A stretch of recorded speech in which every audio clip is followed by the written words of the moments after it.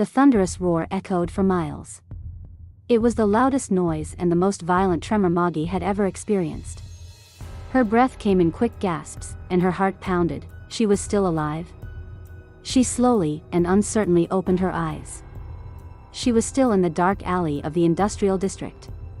A light fog shrouded the area, and she could see only a few lights in the windows of the surrounding buildings. She was surrounded by greenish skin, toes. Above her was the enormous face of Kiyoko, or rather, her monster self. Or her kaiju persona, or whatever one might call it, why? Moggy stammered, realizing at the same moment that her strength was fading. Darkness enveloped her vision. Kiyoko looked down at the small giraffe lying between her toes, wondering if she had lost her mind. Why couldn't she just crush the little giraffe? She had already crushed or devoured so many people. Why was it so difficult with Moggy? I can't do it. She whispered, not understanding what it meant. But Moggy didn't respond. When Kiyoko looked down again, she noticed that the giraffe had lost consciousness. Oh no. She was under my foot for too long. I need to get her to a hospital. But how the hell? Kiyoko carefully lifted Moggy into her enormous hand and glanced around frantically. Suddenly, she noticed police arriving and several people emerging from their houses. Damn, I was way too loud. She couldn't shrink here. She didn't want to get captured and her identity had to remain hidden. She had no choice but to bring Moggy to safety in her monster form. With great, heavy strides and a typical monster growl, Kiyoko set off, determined to save Moggy, no matter the cost. As a gigantic monster, she trudged through the narrow streets of the city. Her steps echoed loudly as she made her way. People screamed in panic at the sight of the monster, and Kiyoko dealt with most of them swiftly. She deliberately stomped on screaming people, as well as on police officers who had opened fire, crushing them all to a pulp under her feet. Others tried to flee, but their escape was often in vain. With each step Kiyoko took, the ground trembled, and she felt the crunch and crack of bones from the many bodies beneath her mighty feet. She didn't look back. She had no pity. She was as cold as ever. This was her true nature. Her real self. Evil and cold, and she took pleasure in destruction, but her goal was clear. She had to bring Moggy to safety. As her feet crushed cars like toys and people like insects, she had only one thought: save Moggy. Kiyoko barely noticed as her enormous, scaly saws trod on cars, crushing them into scrap. Metal bent and glass shattered as she marched forward. The people who didn't get out of the way in time were also mercilessly ground and smushed underfoot, and she relished the sensation. The lives of these people meant nothing to her. But Moggy did. Why the little giraffe meant so much to her, she couldn't explain to herself. It was as if there was a deep connection between the two that she couldn't yet understand. A man desperately tried to hide under a car, but Kiyoko's foot landed squarely on it. A loud, bone-chilling crunch sounded as she stepped on the vehicle, pressing it and the man into the asphalt. She smiled with delight as she imagined what the man must have experienced in his final moments.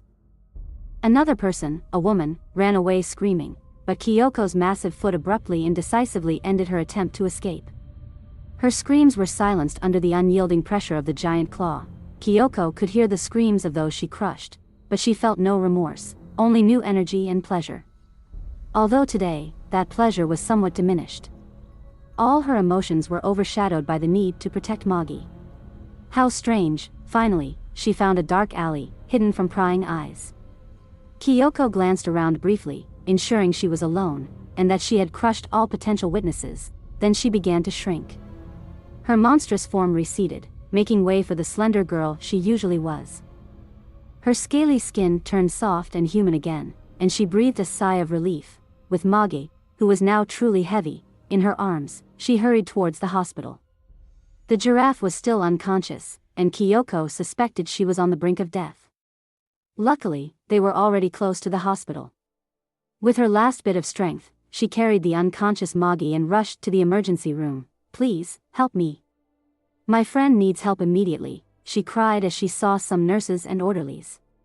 Kiyoko's voice was genuinely desperate. The medical staff reacted quickly, taking Moggy from Kiyoko's arms and placing her on a stretcher. She was immediately taken into the emergency room. While Kiyoko remained breathless and exhausted, her eyes fixed on the closing doors, Kiyoko stayed in the hospital's waiting area, the tension still palpable in her body. She waited and waited, hoping fervently that Maga's body would survive the extreme ordeal. The hum of machines and the murmur of doctors and nurses were the only sounds. Her thoughts raced as she tried to process the events of the past few hours. Moggy was the first person to discover her secret and true identity. No wonder her mother was a police officer. That instinct must run in the family. Since their first day at school, Moggy had followed her like a stalker.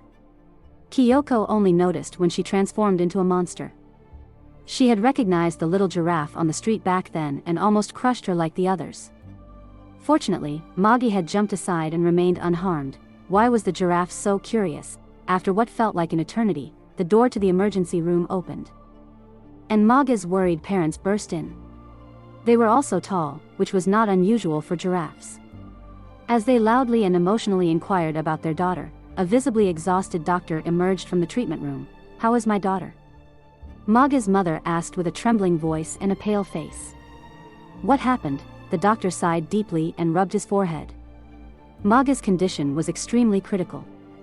She suffered sudden multiple organ failure.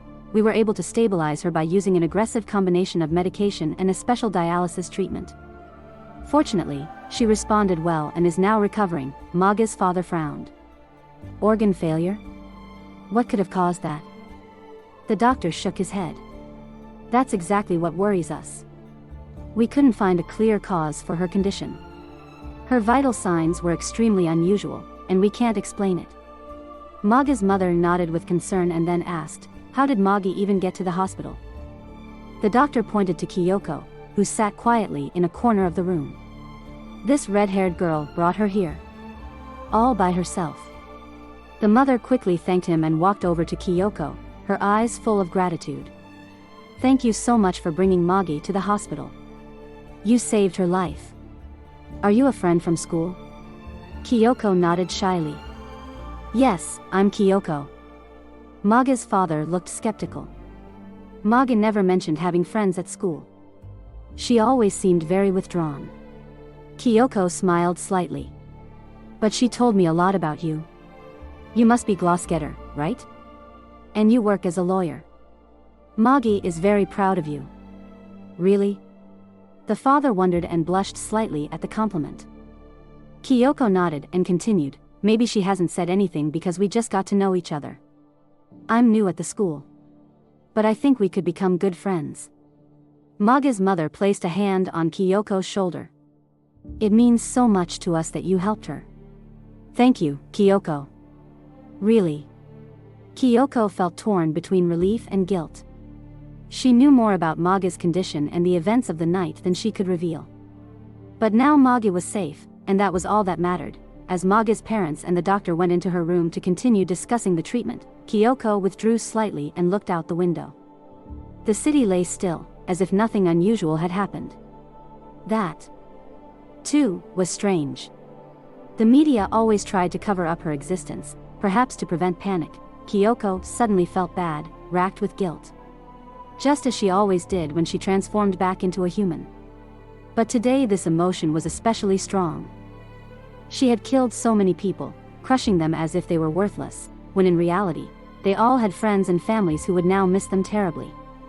Just like Moggy's parents would miss her if she suddenly died, her emotions were like a roller coaster, and she could barely keep them in check. Hours later, her thoughts were a chaotic mess, unclear and blurry. Moggy slowly woke up after several hours of unconsciousness. Her eyelids fluttered as she tried to orient herself. The sterile white of the hospital ceiling, the gentle beeping of machines, and the distant murmur of voices gradually penetrated her consciousness. She blinked a few times and then slowly turned her head to the side. "Mom." Her voice was weak and hoarse. Moggy's mother immediately leaned down, a relieved smile on her lips. "Yes, sweetheart. I'm here. Where am I?" "You're in the hospital, darling," her mother, Gatilda, explained gently. "You had a very serious condition, some sort of weakness and an organ failure. But the doctors have stabilized you. You're safe now." Moggy nodded weakly, but her heart skipped a beat when she suddenly noticed a familiar figure beside her bed. "Wah!" she exclaimed in shock, sitting up in bed. "What's wrong, honey?" her mother asked in surprise. But Moggy quickly composed herself and said, "Oh, nothing at all. I'm just confused." Kiyoko sat there, silent and still on a chair next to her bed, looking at Moggy with worried eyes. Moggy's breath caught, and she felt a wave of panicked fear course through her body. Her thoughts raced as she tried to remain calm. What did Kiyoko want? Why was she here? She tried to suppress her fear and forced a weak smile. "Hi, Kiyoko." Kiyoko smiled slightly in return, but Moggy couldn't decipher the strange glint in her eyes. It was a mix of concern and something else she couldn't quite grasp. Moggy's father stepped forward and said, "We're so glad you found such a great friend like Kiyoko. She waited here with us almost all night to make sure you were okay. Why have you never mentioned her?" Moggy forced herself not to flinch and nodded weakly. "Yeah, thanks, Kiyoko. And, well, we haven't known each other very long, but yes, we've spent some time together." And, her mother sat on the edge of the bed and gently stroked Moggy's hair. "Yes? What is it? And we get along well." "That's what I wanted to say." "We got along well right away, that's lovely," her mother said, then changed the subject. "The doctors say you can go home today. However, you must wear this vital scanner and come in for regular checkups due to your unusual condition. But they are confident you'll make a full recovery." Moggy nodded again, trying to process the information. Her thoughts kept returning to Kiyoko. The image of the gigantic monster that had almost trampled her was still vivid in her mind. She had been under her huge bare foot, had seen her eat and crush people. But here sat Kiyoko, seemingly harmless and concerned. Moggy didn't know what to think. "How do you feel?" Kiyoko asked quietly. Moggy swallowed and forced a smile. "I'm feeling better. Thanks for being here. Don't you need to go home? They must be worried about you at the orphanage." Kiyoko returned the smile. "No. I called and explained the situation. They know I'm here." Moggy couldn't shake the feeling that Kiyoko was up to something. Was she here to kill her? To make sure she didn't reveal her secret? Was she just waiting for the right moment? "Oh, you live in an orphanage?" Moggy's mother wondered. Kiyoko nodded. "Yes. My father left us a long time ago and my mother passed away. That's terrible." "You poor thing, come here, let me give you a hug." Gatilda embraced Kiyoko, a gesture that triggered a flashback. It felt just like when Moggy had hugged her recently. It seemed to be a family trait, and Kiyoko wasn't used to such embraces. She had never really had physical contact with others, except, well, when she was killing someone, but the hug felt good. Kiyoko noticed a tear sliding down her cheek. What was wrong with her? Gatilda released her and noticed the tear. "Oh, you poor thing. Don't cry. You know what? From now on, you're part of our family. After all, you saved our daughter." Kiyoko, visibly uncomfortable with the praise, scratched her neck and said shyly, "Well, I wouldn't say that. I just brought her to the hospital. How about you come visit us tomorrow?" Glosgetter suddenly asked, and Moggy looked at her father in surprise and nervousness. "What?" Kiyoko and Moggy asked simultaneously, glancing at each other, puzzled by their synchronized reaction. "Yes," said her father, "we need to show our gratitude somehow. Besides, a bit of company will do you good. You'll see." Kiyoko bowed slightly. "Oh, thank you. I'd be happy to come. What time should I be there?" Gatilda thought for a moment. "How about dinner time? I make great stuffed tomatoes. They're Moggy's favorite." Kiyoko agreed. For Moggy, everything was happening too fast. She wanted to object, but also didn't. She was scared. What if Kiyoko hurt her family? Did she plan to take them hostage? Was she trying to control Moggy? What was she up to? She decided to stay silent and see what would happen. Time is a strange thing. The next day flew by quickly, yet it felt like an eternity. Moggy, of course, didn't go to school. She was on medical leave, which was the only good thing about her situation. At least she didn't have to endure the bullies today. But her family had invited a real monster to dinner. A kaiju-girl who could transform. Was she a kaiju that turned into a human or a human that turned into a kaiju? And what was her plan? Questions upon questions tormented Moggy all day long, and there was something else. For some reason, she kept thinking about what it felt like to be under Kiyoko's foot. She had felt so helpless and exposed, weaker than usual, utterly overwhelmed and impressed. Had she somehow enjoyed it? Yes, she did. Was it the thrill? Or the shape of her foot? Or what exactly was it? She stared dreamily out the window, watching the sun set. It was already evening again, and Kiyoko would arrive soon. Had she really enjoyed it to be beneath a monster girl's soul? What was wrong with her? Around the same time, Kiyoko wandered through the alleys of a rundown neighborhood, angrily kicking a can. Her conscience had been weighing on her all day. She felt strange. Why were her emotions so jumbled? Why did Moggy, and now her family, mean so much to her? She felt secure with them, enjoyed their presence. But at the same time, she felt worse than usual. As her loneliness became acutely apparent, she looked to the horizon and saw the sun setting.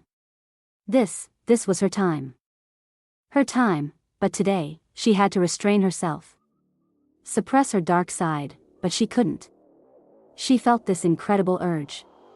She took off her flip-flops, stuffed them into her backpack, and started to run barefoot, heading for the nearest alley. She let the transformation take over. Moments later, she towered as a 60-meter-tall reptilian monster over several buildings. Her skin turned a greenish hue, her eyes glinting with a malevolent grin as she stomped through the alley, heading toward one of the main streets, the perfect target to find victims. As soon as her gigantic body stepped into the light of the main street, panic erupted among the people who saw her. Cars crashed. Pedestrians screamed and ran. Some stood paralyzed, horrified by her sight. Typical. Amused and fully in her element, Kiyoko stomped down the street, crushing entire cars beneath her feet, along with everyone inside. Here and there, she also stepped on screaming people. She didn't like it when people screamed for their lives. A man pulled out a gun and fired at her. But she just smiled down at him. So ridiculous, she said, lifting her foot and stomping on the man with full force. His blood splattered from beneath her foot as the street cracked under the weight. Another man with a weapon had taken cover behind a trash can. She laughed loudly. "This won't be a shootout," she said in a rough voice. "It's a buffet." She grabbed the man, lifted him high above her gaping maw, and let him fall. The man screamed one last time as he fell into her mouth and landed on her elongated tongue. She savored the taste, playing with the man in her mouth. He struggled to survive, but had no chance. The muscles of her tongue were 10 times stronger than all the man's muscles combined. She pushed him against her sharp teeth and bit down. It crunched as she chewed and swallowed loudly and satisfied. Kiyoko continued her gleeful rampage and found a small boy, paralyzed with fear, staring up at her. A wide grin formed on her face as she slowly lifted her foot over the little boy. She was about to step down, relishing the moment, when his mother ran into the street, shielding the boy, and fell to her knees in front of Kiyoko, crying out, "Please spare my son. Please. He's the most important thing to me." Kiyoko was suddenly overwhelmed by a wave of emotions. This desperation, this familial bond. She could relate. Her heart ached suddenly. She lowered her foot and stepped just beside the boy and his mother. Her expression changed to one of concern and shame. "Thank you," cried the small woman, her voice choked with tears. She stood and ran off with her child. Kiyoko's heart ached so intensely she feared it might explode. This wasn't normal. This wasn't her. She looked around, trying to distract herself. To continue. Until she found another victim, a woman screaming in panic. Kiyoko lifted her foot over her and stepped down. Slowly, she savored the sensation of crushing her. The woman was pressed into her soul and fell silent as Kiyoko shifted her weight, forcing the air from her lungs. She added more and more weight until there was a crunching, squelching sound. This was what she had craved, but her heart still ached. Why? Shaking her head in confusion, she stomped into another dark alley. The doorbell rang. Moggy swallowed hard and, in a daze, walked to the apartment's front door. Gatilda had already opened it, and Kiyoko stepped inside. "Hello everyone. I'm so glad you came, Kiyoko. Come in and have a seat. Dinner is almost ready." Moggy eyed her suspiciously, offering only a curt hello. But Kiyoko walked over and hugged her. "Hi Moggy. I hope you're feeling better." Now Moggy was confused. Kiyoko's embrace was not reserved this time. Not at all. Was it fake, or was it genuine? Magi tried to keep her composure, forcing a smile. Kiyoko slipped off her flip-flops and was about to head to the dining room when Gatilda exclaimed, "Oh my goodness! You've hurt your foot." She pointed to the floor, where Kiyoko had left bloody footprints. Kiyoko flinched, breaking into a sweat. "Oh no. I'm so sorry. That must have happened while I was walking barefoot. I do that sometimes to relax. Could I use the bathroom?" Gatilda nodded, concerned. "Of course." She pointed to the door to her right and watched as Kiyoko disappeared into the bathroom, closing the door behind her. In the white cabinet, there's a first aid kit with bandages and disinfectant. Take your time and clean the wound properly so it doesn't get infected. Moggy watched all this anxiously. Could it be that Kiyoko had been out as a monster just before this? That couldn't have been her own blood. She felt dizzy, and her mother noticed. "Come on, Moggy, sit down at the table. You need to eat to regain your strength." Moggy took the advice and sat at the dining table, watching as her mom was cleaning the bloody footprints on the floor. And Moggy couldn't believe the absurdity of the situation. Kiyoko emerged a few minutes later, with bandages on her feet. "There, all set. I must have stepped on something sharp. People just throw their trash everywhere." She sat down next to Moggy, looking at her schoolmate skeptically. She knew that Moggy knew. The dinner proceeded normally. The parents talked a bit about themselves, their work and their family. All in all, it was nothing special, but Kiyoko seemed to listen attentively while occasionally taking a bite of the stuffed tomatoes. She didn't eat much, but it seemed to taste good to her.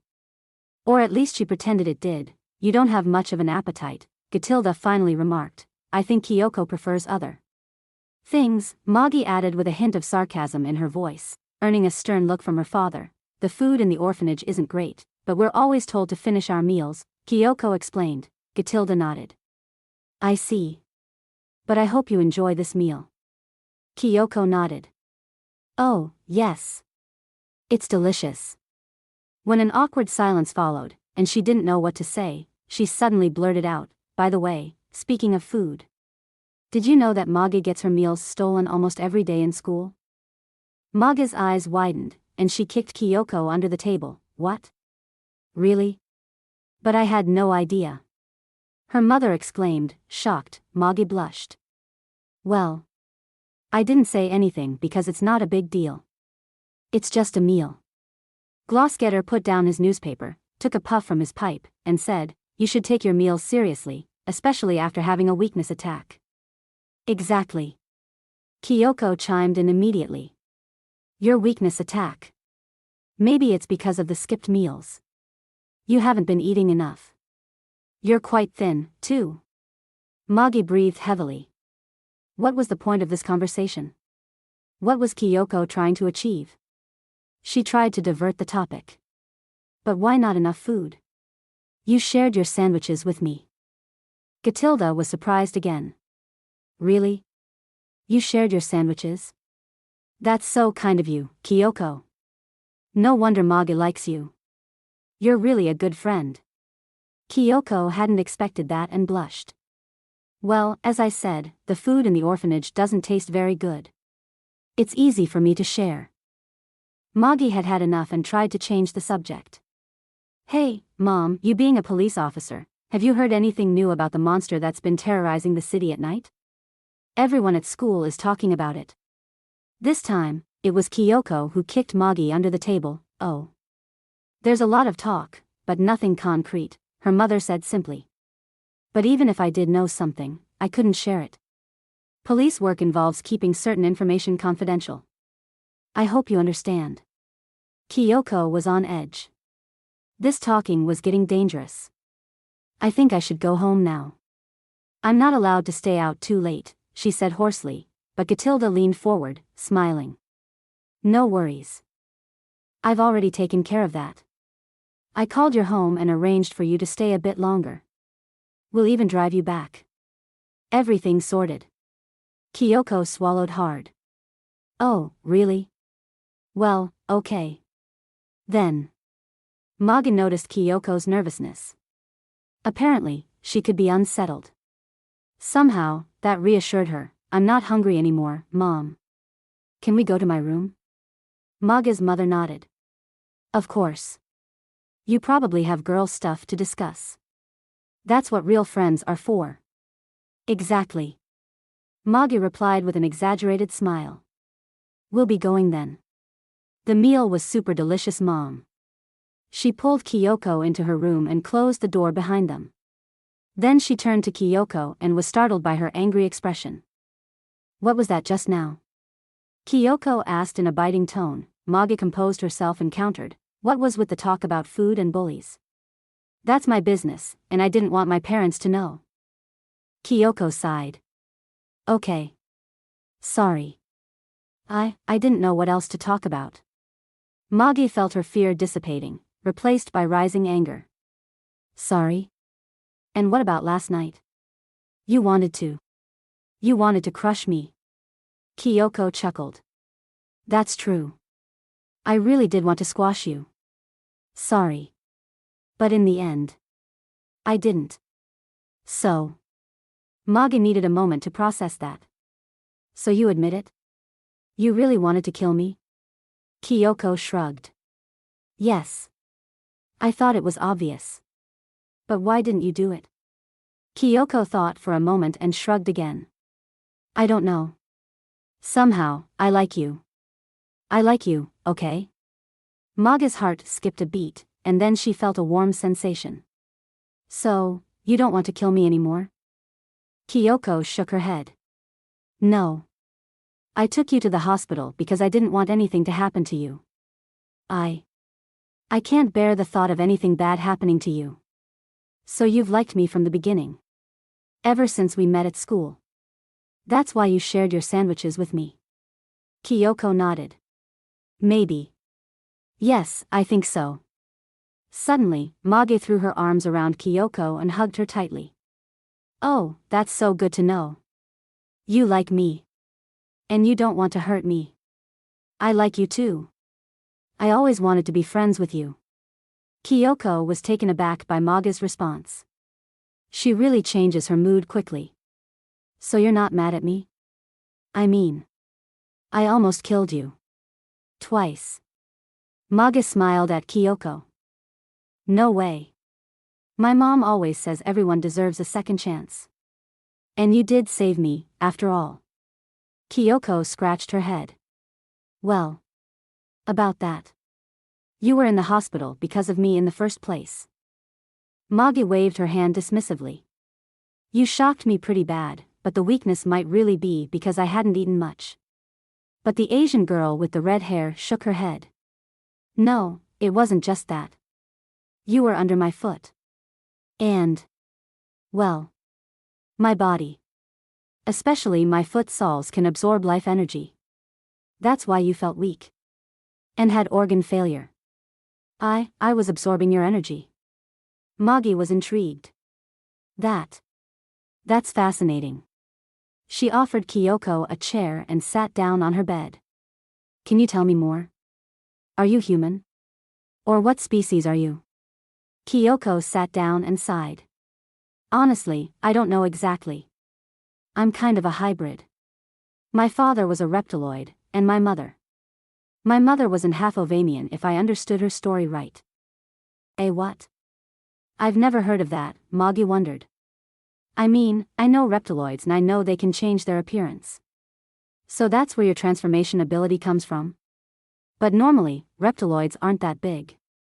I mean, you're gigantic. When you turn into a monster, I mean. Sorry for the phrasing. It's okay, Kiyoko said.